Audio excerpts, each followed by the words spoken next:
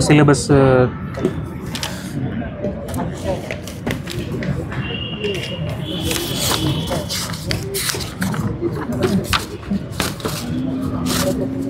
तुमचं काय, तुम्हाला काय वाटतं, काय असं की तुम्हाला काय चॅलेंजिंग वाटतं? चॅलेंजिंग म्हणजे कळालंच चॅलेंजिंग सर असं वाटतं की GS4 मध्ये ना असं कन्सोलिडेटेड सोर्स नाही. बरोबर, भरपूर बुक आहेत मार्केटमध्ये, जे केलं ते काही चाललं नाही असं वाटतं. आणि क्वेश्चनचा आणि आपण जे करतोय ते पण केलेलं आपण क्वेश्चनच्या वेगळे आहेत, म्हणजे असं ॲज इट इज बुक मध्ये ते काय होतं की पूर्णपणे रिप्लीट होत नाही पेपर. त्यांनी काय केलेलं आहे की मुद्दामूनच तो पेपर तसा ठेवला आहे त्यांनी, की कुठेतरी खाली आणायचं म्हणून ठेवलेलं आहे पेपर. तुम्हाला काय की डिफेन्सिव्हच खेळून तिथं जेवढं झालं तेवढं तुम्ही एनर्जी तुमची कॉन्झर्व करायची आहे. तुम्ही जर असं केलं ना यावर्षी की आता मला 2023ला मार्क कमी आलेत, 70 मार्क आलेत, 60 मार्क आलेत, आता मी डायरेक्ट 95 घेतो, हा ॲटिट्यूड बरोबर नाही आहे. कारण काय फायदा होत नाही त्याचा. तुम्ही इकडे 95 घेऊन तुमच्या HRDमध्ये जर समजा 90 येत असेल, तुमच्या काय प्रिपरेशनला अर्थ नाही आहे. जे की माझ्यासोबत झालं होतं की मी 22ला 88 मार्क घेतले, पण मला HRDमध्ये 96 मार्क आहेत. सो HRDमध्ये मी 110 घेऊ शकलो असतो ना. तुम्हाला मार्क्स फक्त नंबर्स मॅटर करतात शेवटी. तुम्ही कुठून कुठल्या सब्जेक्टमध्ये घेतला हे मॅटर नाही करत. त्यामुळं एक्सेसिव्ह एनर्जी वाया घालू नका त्याच्यामध्ये. पण जे ऑथेंटिक सोर्सेस आहेत, YCMOEमधून प्रश्न विचारतात, त्याच्यानंतर सर्वेमधून प्रश्न विचारतात, तर त्या ऑथेंटिक सोर्सेसला प्रायोरिटी द्या.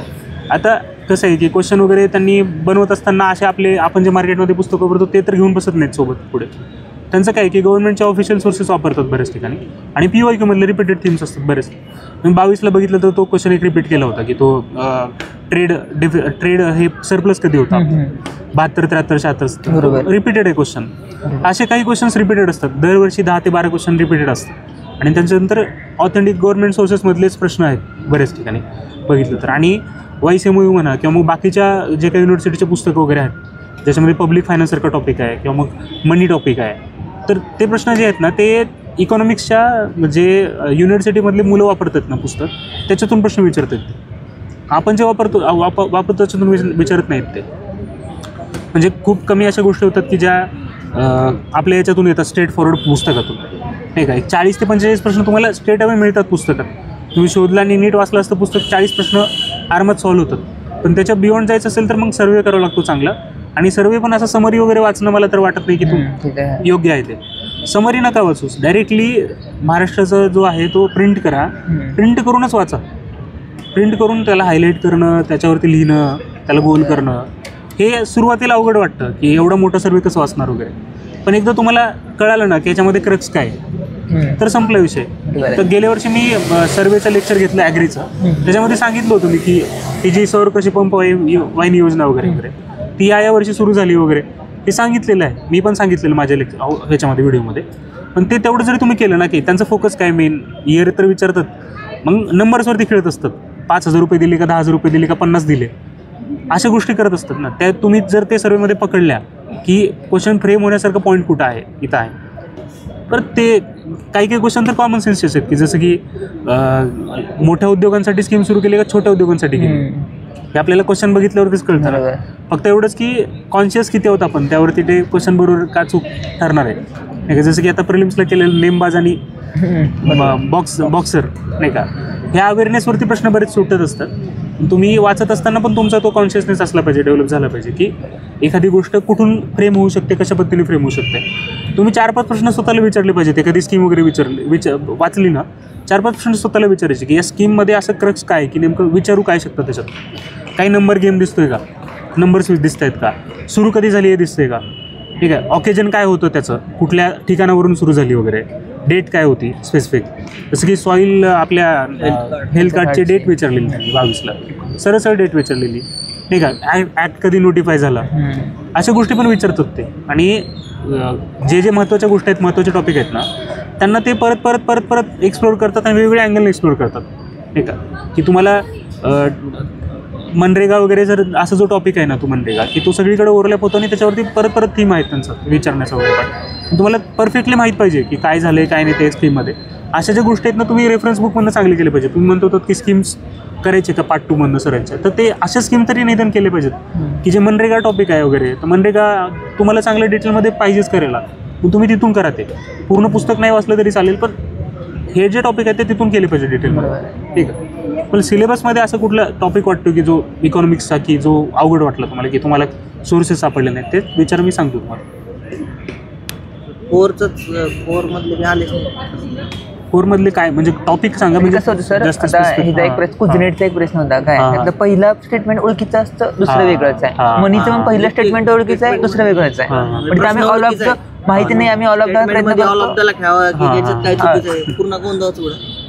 मी ते तेच सांगतोय की हे जे अवेअरनेस आहे ना, जोपर्यंत तुमचं ऑदर रिडिंग होणार नाही चांगलं, तोपर्यंत मला वाटत नाही की ते प्रश्न सुटतील. आणि त्याच्यासाठी बरीच एनर्जी वाया घालवावी लागते. आणि मनी जरी वाचत असेल तुम्ही टॉपिक, तर तुम्ही YCMOमधून पण तो रेफरन्स घेतलाच पाहिजे तुम्ही त्याचा सगळा, की काय आहे ते दिलेलं आहे वगैरे.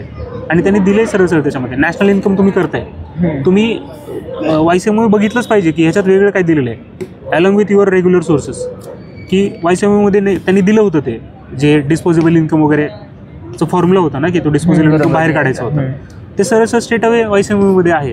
अजून बाकीचे पण युनिव्हर्सिटीचे पुस्तक आहेत त्याच्यामध्ये पण दिलेलं आहे ते, नाही का. तुम्ही टॉपिक करत असताना ऑलवेज गुगल सर्च करा की ह्या टॉपिक रिलेटेड मला इंटरनेटवर काय मिळतं हे बघा. आणि जसं तुम्हाला PDF वगैरे मिळत असले एखाद्या टॉपिकचे, तर तुमचं जे रेग्युलर पुस्तक आहेत त्याला सोडू नका, त्याला बेस ठेवा, त्याच्यामध्ये ॲडिशन करत चाला की मला नवीन काहीतरी मिळालं आहे. आणि हा पेपर पूर्णपणे तुम्हाला, मला तर वाटतं की 50 ते 60% प्रिपरेशन तुमचं ऑनलाईनच झालं पाहिजेच, वेगवेगळ्या सोर्सेस बघून. तसं केलं तर तुमच्याकडे ते मेमरी तयार होते आणि तुम्हाला क्वेश्चन्स बरोबर येतं. तुम्ही स्वतःचं कलेक्शन केलेलं आहे डेटा वगैरे इकडून तिकडून. मी माझे नोट्स प्रिपेअर केलेत 22ला सगळे. मी 2 महिने GS4च करत होतो पूर्ण. आणि ते केल्यानंतर मला रिवाईज करायला पण वेळ मिळाला नव्हता त्याला. आणि माझे काही सोपे क्वेश्चन चुकलेत, जसं की नीती आयोगाचा जो ऑल ऑफ द वो घेऊन जायचं होतं, मी ते काहीतरी ते कम्पिटेटिव्ह फेडरलिझम नाही म्हणून मी चुकीचं केलं होतं. तरी माझा 88 मार्क आहेत मला तिथं. म्हणजे रिवाईज करायला मला वेळ मिळाला नाही, पण मी कलेक्शन जे केलं इकडनं तिकडनं त्याच्यावरून एवढं जबरदस्त लॉजिक डेव्हलप झालं की मला ते आउटपुट आलं तसं.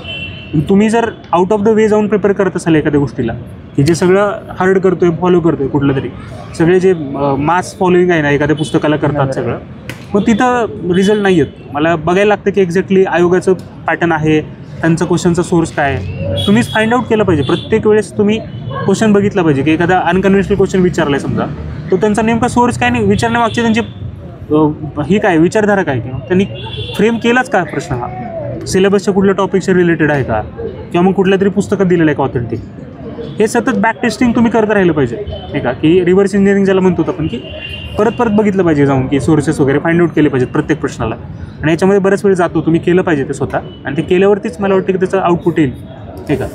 कुठल्या पण टॉपिकच्या बाबतीत ऑथेंटिक सोर्सेस बघा प्रत्येकाचं, की आता फूड आणि न्यूट्रिशन आहे ते आता तुम्ही बघितलं असेल आपल्या 24च्या प्रिलिम्सला त्यांनी त्या ह्याच्यामधनं विचारलं आहे, स्टेजेस विचारलेत, नाही का. मग तेच आपण आता पुढे कंटिन्यू करायचं फूड अँड न्यूट्रिशनला. त्यांनी ऍक्ट पण यावेळेस विचारलेला मेन्सला, म्हणजे ऍक्ट तो पहिल्यांदाच बघितला आम्ही. ऍक्टमधलं NFSA चा. मी गेल्या वर्षी आता तुम्हाला मी दाखवू शकतो, त्या ऍक्टवरती मी लेक्चर घेतलेलं आहे, की मी म्हणलं ऍक्टवरती लेक्चर घेतलं, हे ऍक्टमधले कलम करा, सेक्शन्स करा, आणि जसं प्रश्न आहे. आणि ते आधी कुठल्या पुस्तकात नव्हतं, कारण मी हे कसं जज केलं की हे क्वेश्चन ॲक्टवरती येऊ शकतो.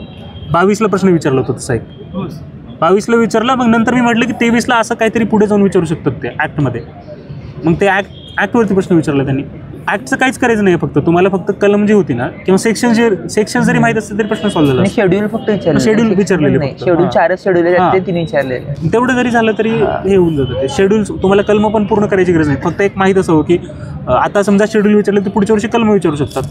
कलमामध्ये पण एखादा महत्त्वाचं कलम जे वाटतं की हे विचारलं जाऊ शकतं, आणि 5 ते 10 कलम पाठ करायचे. ह्याच्या अगोदर त्यांची भूमिका काय होती, कायद्याची तारीख कधी लागू झाली तारीख होती, म्हणजे ते ऍक्ट सारखं खेळत होते, पॉलिटी पार्ट ऍक्ट सारखं तसं खेळत होते. सेम आता NDMA पण तसंच चालू आहे ना, आपला ऍक्ट तो आपत्ती व्यवस्थापनाचा ऍक्ट तो पण तसंच चालू होतं त्याच्यामध्ये. तर तेच होतं की तुम्ही बघा की आता त्यांनी समजा 2 पाऊल पुढे गेले, तर तुम्ही 4 पावलं पुढे जाऊन प्रिपरेशन करा तुमचं, की त्यांचं आत्ता हे केलं आहे त्यांनी, आणि पुढे काय करू शकतात त्याच लाईन ऑफ थॉटवरती तेच बघत राहायचं परत. आणि एवढं आपलं काम इझी आहे ना मेन्सचं, की जे मागे रिपीट झाले किंवा मागचे जे थीम्स आहेत ना, ते शक्यतो रिपीट होतात, त्याच टॉपिकवरती प्रश्न विचारतात, किंवा मग डिफाईंड आहेत सोर्स, सिलेबस डिफाईंड आहे, आणि त्या टॉपिकवरती प्रश्न विचारावंच लागतो त्यांना कसंही करून. प्रिलिम्सला तसं बंधन नाही आहे, प्रिलिम्सला काही करतात ते, पण मेन्सला तसं नाही. मेन्सला आपल्या फेवरमध्ये, आपल्या कोर्टमध्ये बॉल आहे, आपण कसं किक करतो आणि कसं गोल करतो ह्यावरतीच ठरणार आहे. तुम्हाला सिलेबस दिलेला आहे, त्या सिलेबसवरतीच विचारावं लागतो प्रश्न त्यांना, त्याच्या बाहेर जात नाहीत ते. त्या टॉपिकवरतीच विचारावं लागतो. मनी म्हटल्यावरती मनीवरती 3 ते 4 प्रश्न येणारच आहेत. पण तुम्ही कुठला सोर्स फॉलो करताय, कशा पद्धतीने करताय, तुमचं खरंच इंटरप्रिटेशन झालेलं आहे का त्या टॉपिकचं चांगलं, यावरतीच तुमचा रिझल्ट डिपेंड करणार आहे, ठीक आहे, किंवा तुमचे आन्सर्स बरोबर येणार आहेत. तुम्ही मनी जर फक्त एक वरवर ओव्हरलुक करून गेलात आणि पुढे जाऊन म्हटलात की असं होईल, तसं नसतं ते. तुम्हाला बघायला लागतं नेमकं की त्यांचं मनी वगैरेच्या वेगवेगळ्या थिअरीज दिलेल्या आहेत, ते विचारतायत, तर कुठून विचारतात, काय करतात. आणि मनीच्या टॉपिकमध्ये तुम्ही बघितलं तर इन्फ्लेशनचा पण टॉपिकमध्येच टाकलेलं आहे. इन्फ्लेशनच्या थिअरीजवरती गेलेत ते, की वेगवेगळ्या थिअरीज विचारतात.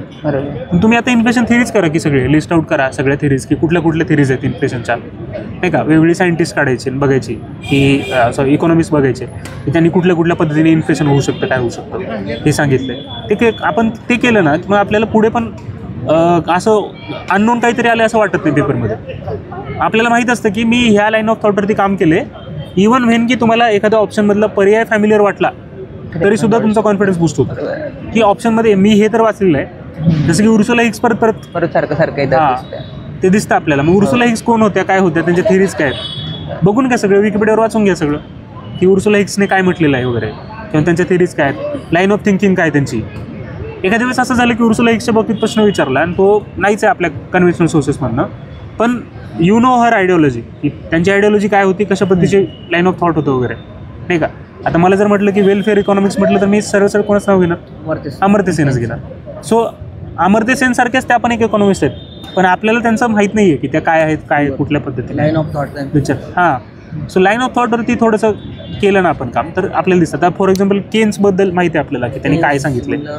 केन्स चांगलं स्पेंड करा, नाही का, जॉब्स क्रिएट करा वगैरे वगैरे, फिजिकल स्टिम्युलस द्या वगैरे, एक्सपेन्शनरी मॉनिटरी पॉलिसी वगैरे फॉलो करा. हे केन्सची लाईन ऑफ थॉट आहे. त्याच्या ऑपोजिट आहे मिल्टन फ्रीडमन, नाही का. मग त्यांचे पर्टिक्युलर टाईमलाईन झालेले आहे. आता हे मी सगळं ते अच्युत गोडबोले सरांचं अर्थात पुस्तक होतं, त्या अर्थातमध्ये मी खूप आधी जुनं वाचलं होतं आणि मला माहिती आहे की हिस्टॉरिकली काय इव्होल्युशन झाले पूर्ण त्याचं. मी UPSC करत असताना ते पुस्तक वाचलं होतं असंच. त्याच्यामध्ये कळतं की नाही हे हा आधी होता त्याच्यानंतर हा आला.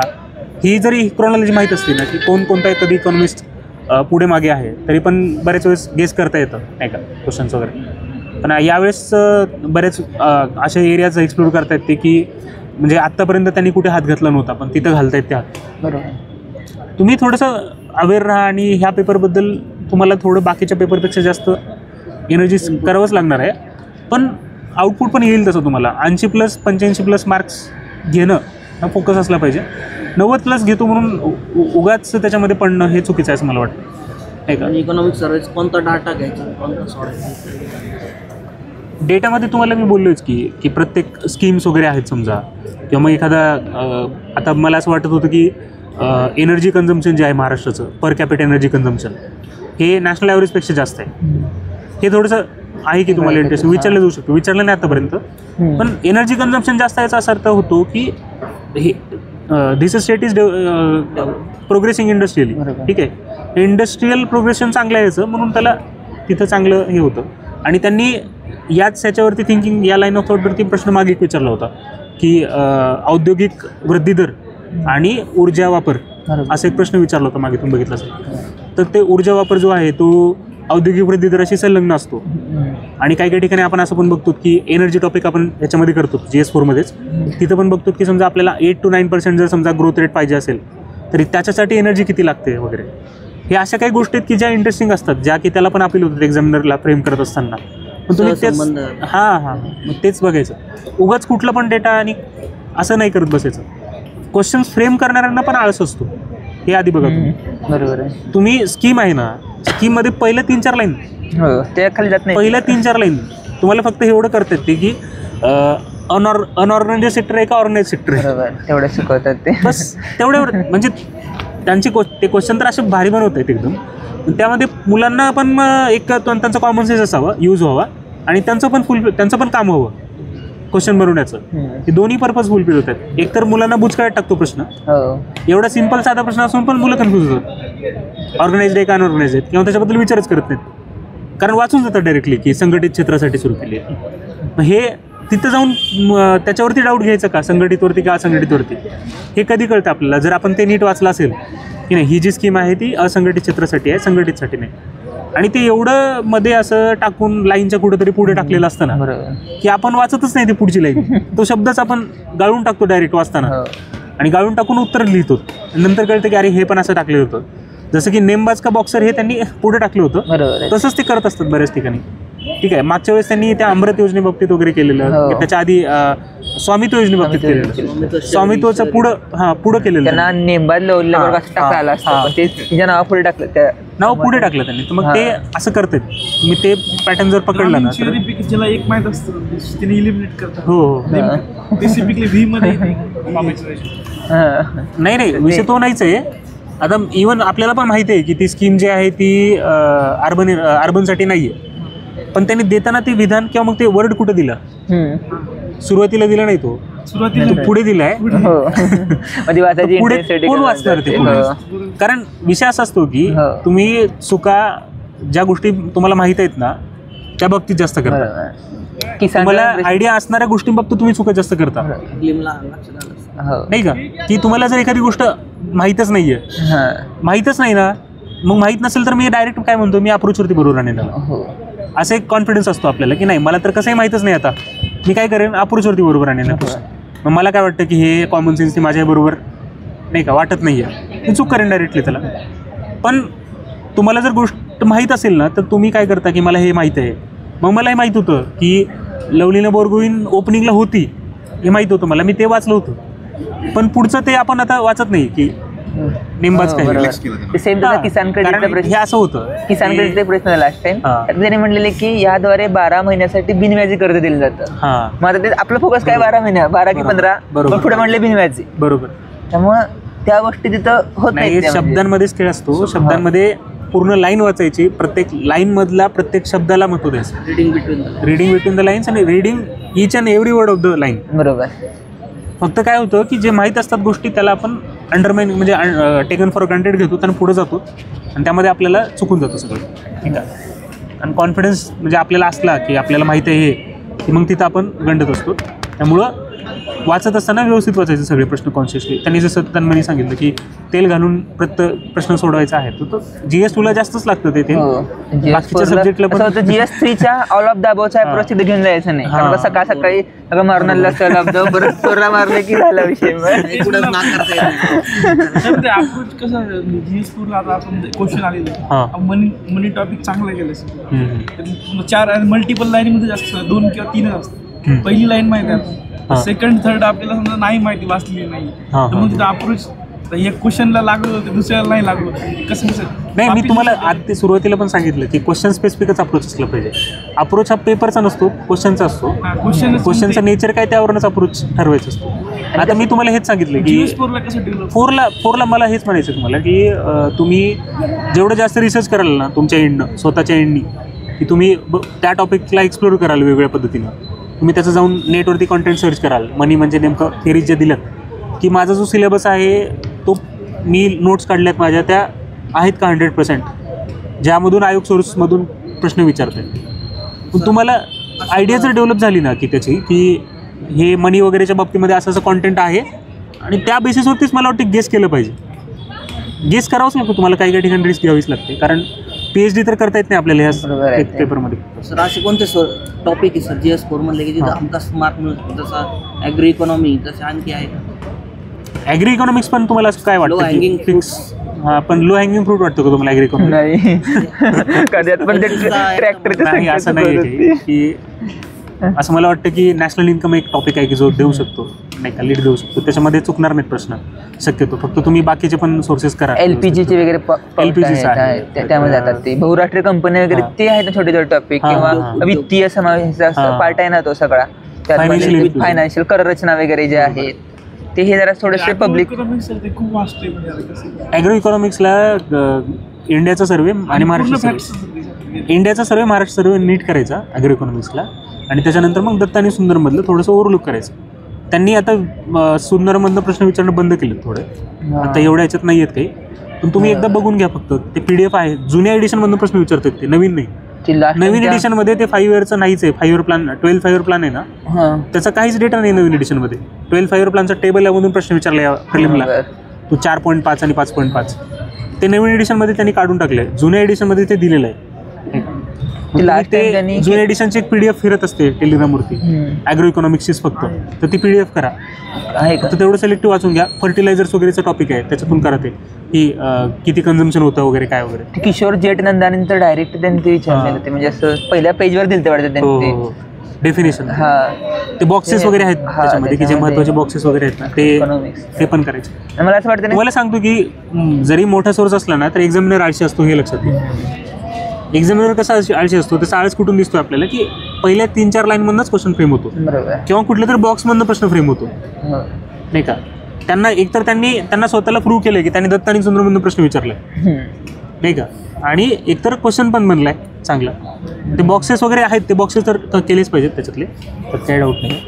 पण आता ती बॉक्सेसमध्ये पण डेफिनेशन, प्रत्येक पेजवरती डेफिनेशन दिली त्यांनी. किती डेफिनेशन पाठ करणार ते पण आहे. हे देसले वगैरे वाचायचं नाही का? नाही वाचायला लागतंच. नाही ती काय झालं, आधी कोअर स्ट्रॉंग करा. तुम्हाला जर या पूर्ण ह्याच्यामध्ये जर मला कुठलं बेस्ट बुक वाटलं असेल तर तेच आहे.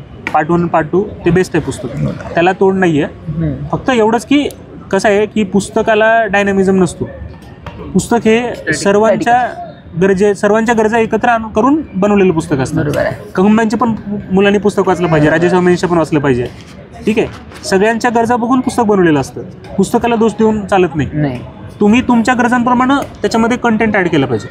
तुम्ही तुमचे नोट्स बनवले पाहिजे, त्याच्यात कंटेंट ॲड केलं पाहिजे. आणि कोअरवर खरंच कमांड आणा. म्हणजे कसं होतं, कोअर पहिल्यांदा कोअरचे प्रश्न तुमचे येत नसतील ना, तुम्हाला कोण कॉन्फिडन्स जाणार आहे तुमचा. कोअरमध्ये तुम्हाला जर स्कीम माहीत ना, स्कीमची परफेक्ट इयर माहीतच पाहिजेत त्या ॲग्रोच्या किंवा बाकीच्या पण असतील, किंवा कोअरचा जो डाटा आहे ना, फॅक्च्युअल पण डाटा आहे. आता त्या WTच्या परीक्षेला विचारतात, त्यानंतर ते व्यापार तोलाचे काही गोष्टी विचारतात, त्या अवमूल्यांचं ते हे विचारतात, पहिलं का दुसरं तिसरं गोष्ट. हे जे कोअरचे पार्ट हे ह्या चुकायच्या नाहीत आपल्याला. रंगराजन म्हणजे शिफारसी, नरसिंहम 1-2च्या शिफारसी, इव्हन वर्ष आणि महिना पण चुकवला जातात. सगळे जे कोअरचं आहे ते तर चुकवायचंच नाही. जे कोअर जर स्ट्रॉंग केलं ना, तर मग थोडंफार आपण जाऊ, म्हणजे पुढचं रिसर्च चालू करू आपण. मी काय, तुम्ही बघितलं ना काढून प्रश्न, तर तुम्हाला 45 ते 50 प्रश्न हे सरळ देसले सरांच्या पुस्तकातून दिसतील, स्ट्रेट अवे दिसतील. हे तर तुमचे चुकलेच नाही पाहिजेत. एनीहाऊ कसंही चुकले नाही पाहिजे. तुमचं त्या पुस्तकावर एवढं कमांड पाहिजे की तिथलं जर कुठलाही मधला क्वेश्चन विचारला त्यांनी जर नरसिंहन 1चे रेकमेंडेशन नरसिंहन 2 मध्ये दिले, तुम्हाला कळायला पाहिजे तुम्हाला की नाही 1चा आहे आणि 2चा आहे, असं डिफरन्स करता आलं पाहिजे. ते पुस्तक तुम्ही बेस बनवा आणि त्याच्यामध्ये व्हॅल्युएशन. त्यांनी लास्ट टाइम नाही का महाराष्ट्राचं औद्योगिक धोरणाचं एक होतं काय मंडळांपेक्षा, त्यात त्यांनी MSME म्हणजे मधला स्टेटमेंट MSME जागी ते वेगळं काय मोठे उद्योग टाकलेलं. म्हणजे त्या धोरणाची वैशिष्ट्य 4-5 वैशिष्ट्य होती. सर्व ते स्टेट बुक आपल्या म्हणजे सर्वेमध्ये पण होतं, ते देसलीमध्ये पण होतं ते, आणि त्यांचं सरळ मधलं ते चुकवलं. म्हणजे इतकं तेच की हेच 2 शब्द आहेत बघा, की एखादा जर शब्द तिथे टाकलेला आहे ना, तर त्याचा कॉन्ट्राडिक्टिव्ह विचार करा तुम्ही आधी क्वेश्चन सॉल्व्ह करत असताना. ऑर्गनाइज असेल तर अनऑर्गनाइजला होऊ शकतं का विचार करायचा. स्मॉल असेल तर लार्जसाठी आहे का, लार्ज असेल तर स्मॉलसाठी आहे का. बरोबर. कॉन्ट्राडिक्शन प्रत्येक स्टेटमेंटला कॉन्ट्राडिक्ट करून बघायचं, आणि जर ते सेन्स बनवत असेल ना, की कॉन्ट्राडिक्शननं सेन्स बनतोय, तर मग समजून घ्यायचं लगेच की हा पॅटर्न त्यांनी वापरलेला आहे. तो कुजनेटचा प्रश्न होता का, त्यांनी खालच्या स्टेटमेंटमध्ये म्हणजे तो विकसितसाठी म्हणजे ते करवताना खाली त्यांनी त्याला कॉन्ट्राडिक्टरी दिलतं, आणि तो पण मध्येच दिलता असा शब्द, त्यामुळे तो लक्षात येतच नव्हता तो. तेच की लाईन पूर्ण वाचायची, लाईन मधल्या प्रत्येक शब्दाला पण भर द्यायचं. असं सायन्स अँड टेक थोडं म्हणजे डायसीस आहे. तुम्ही कितीही केलं त्याच्यामध्ये तर थोडं अवघडच आहे. पण मला असं वाटतं की जे आहेत न्यूक्लिअर प्रोग्राम वगैरे आहे किंवा स्पेस म्हटलं तर ऊर्जा आहे नाही का, तिथं फक्त तुम्ही तुमचे कपडे फाटले नाही पाहिजे तेवढंच. डिझास्टरला आता हळूहळू ते चालले तर अवघड करायला, डिझास्टर एवढंच करा. मुख्य सचिव वगैरे विचारत बसले ते आता. तेवढंच की तिथं तुम्ही फेस सेव्हिंग म्हणतात ना, ते करणं तेवढंच गरजेचं आहे. तुम्ही जर बायोटेक चांगले करत बसलात, तुम्हाला जर पेपर जर दिला मी आत्ता की बायोटेकच्या क्वेश्चनचा आन्सर दाखवा शोधून, गुगलवरनं करून दाखवा, तरी पण आन्सर मिळणार नाही. कसं आहे, बायोटेक इग्नोर करू नका. वाचा, बेसिक सोर्स वाचा, PYQ वाचा, स्ट्रॉंग करा, IT बेसिक वाचा, PYQ वाचा, कारण काहीतरी मार्क येऊ देत ना. आता कसं आहे, GS पण 1-1 मार्क घेतच नाही. अनएज्युकेटेड गेस घेण्यापेक्षा एज्युकेटेड गेस घ्या, एवढंच आहे त्याच्यात. बाकी तर त्याच्यामध्ये त्यांचं जे आहे नेचर क्वेश्चन्स ते खूप डिफिकल्ट आणि ह्याच्यामध्ये विचारतात बायोटेकला. तर तुम्ही फक्त एज्युकेटेड गेस घेऊ शकता की मला नियरेस्ट पॉसिबिलिटी ऑप्शन 3 वाटतोय, तर मी ते करतो. मला जे वाचलंय DNA वरचं वाचलंय किंवा बाकीच्या गोष्टी वाटलं, नियरेस्ट पॉसिबल आन्सर काय ते त्याच्यावरती आपण येऊ शकतो. पण पूर्ण नाही अजून. विशेष म्हणजे आपले जी मुलं आहेत ना सगळी रिव्हिजन आहे ते वाचत नाहीत. ते PT 365 वगैरे ते वाचायला पाहिजे. मी हां प्रिलिम्सचं PT 365 जे येतं ना आता त्याच्यामध्ये मागच्या वर्षीचं पण वाचलं तर चालेल. मागच्या 2-3 वर्षातलं फक्त बघून घ्या की सायन्स अँड टेकमध्ये करंट अफेअर्स काय चाललं होतं. मी 2 वर्षाखाली माझ्या यूट्यूब चॅनलवरती ऑर्गॅनॉइडचा व्हिडिओ अपलोड केला होता UPSC करत असताना. ऑर्गॅनॉइडचा प्रश्न 2022च्या मेन्सला विचारला. मला लगेच क्लिक झालं की हे मी बनवलेलं आहे, मला माहिती आहे हे माझं बरोबर आहे प्रश्न. ते UPSCचं बॅकग्राऊंड असल्यामुळे मला तिथं बऱ्यापैकी क्वेश्चन्स आलेत. तुम्ही UPSCचं जर कॉन्टेंट वाचला की त्या ह्याचा सायन्स अँड टेकमध्ये करंट अफेअर्सच्या बाबतीत बरं का, पण वाहवत जाऊ नका. ठीक आहे, वाहवत गेलात तुम्ही तर मग तिकडंच वेळ जाईल खूप जास्त. हां, फक्त एवढंच की सिलेक्टिव्हली आपल्याला कळायला पाहिजे कुठं थांबलं पाहिजे आणि कुठं पुढे गेलं पाहिजे. नाही का, स्टॉप अँड गो डिटर्मिनिझम वगैरे स्टॉप अँड गो थेरी आहे की आपल्याला. तसंच की कुठे थांबायचं आणि कुठे जायचं पुढं हे कळायला पाहिजे पेपर करत असताना. पेपर आणि हे कधी येतं तुम्हाला तर तुम्ही पेपर कुठल्या ह्या GS4चा अभ्यास करत असताना तुम्ही एक 4 ते 5 दिवस पहिल्यांदा पेपर ॲनालिसिसलाच द्या. 2018 ते 17पर्यंतचे पेपर ॲनालिसिस चांगलं करायचं, एकदम डिटेलला करायचं. 5 दिवस जाऊ दे त्याला. पण असं करा ना की तुम्हाला लगेच डिफरन्शिएट करता आलं पाहिजे की एखादा प्रश्न येऊ शकतो, आपला कॉन्टेंट आपल्या म्हणजे PYQशी रिलेटेड आहे तो कॉन्टेंट का नाही, मग मी सोडायचं का पुढे जायचं काय ते कळालं पाहिजे, क्लॅरिटी असली पाहिजे. PYQ अनालिसिस केल्याशिवाय तुम्ही GS4च्या अभ्यासाकडे वळूच नका. असं आहे. आणि तो केला तर मग ते रॅन्डम तुमचे बरोबर असणार आहेत, काही पण होईल मग तुमचं प्रिपरेशन असंच. त्यात काही हे पॉईंट असणार नाही. डिस्क्रिप्टिव्ह कसं आहे, डिस्क्रिप्टिव्ह बोलायला झालं तर प्रॅक्टिसचा सगळा गेम आहे. म्हणजे कसं आहे, आता आयोगाच्या मार्ग पद्धत माहीत नाही आपल्याला, जे